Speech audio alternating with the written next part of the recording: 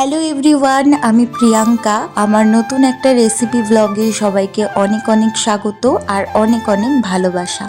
তো আজকে আমি যে রেসিপিটা তোমাদের সাথে শেয়ার করছি, এই রেসিপিটা কেউ কেউ জলের পোকা বলে দূরে ঠেলে দেয়, আবার কেউ কেউ এর গন্ধে এক থালা ভাত নিমেষেই শেষ করে ফেলে। আবার কারোর কারোর অ্যালার্জি হয়, তাই খেতে চাইলেও খেতে পারে না। যাদের কোনো রকম সমস্যা হয় না, যারা এটাকে খুব ভালোভাবে খাও, তারা তো জানো এর স্বাদ কেমন। আগেই বলে রাখি, আমি কিন্তু ভীষণই চিংড়ি লাভার। তো যাই হোক, দেখো আজকের রেসিপিটা তোমাদের সাথে শেয়ার করি। চিংড়ি মাছ কিন্তু খুব বেশি একটা ভাজতে নেই, তাই প্রথমেই আমি চিংড়ি মাছটাকে ধুয়ে পরিষ্কার করে লবণ হলুদ মাখিয়ে হালকা করে একটু তেলে নাড়িয়ে নিয়েছি।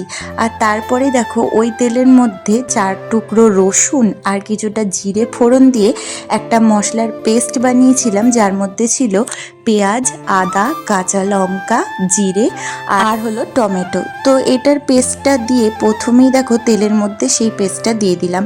তারপর একটু কষে যাওয়ার পর কিছুটা গুঁড়ো মশলা অ্যাড করলাম, যার মধ্যে ছিল মিট মশলা, গরম মশলা, জিরের গুঁড়ো আর হচ্ছে পরিমাণ মতো লবণ আর চিনি। তারপর আরও একটা পেস্ট বানিয়ে নিচ্ছি সর্ষে, পোস্ত, কাজু বাদাম আর একটা কাঁচা লঙ্কা দিয়ে।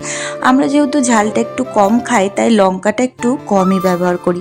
এবার যে জিনিসটা দেব সেটাই হচ্ছে মেন, যার মধ্যে ছিল 2 চামচ টক দই, আর টক ভাবটা একটু কাটানোর জন্য দিয়ে দিয়েছিলাম 2 চামচ মতো চিনি, আর তার সাথে দিয়ে দিয়েছিলাম 2 চামচ মতো ঘি।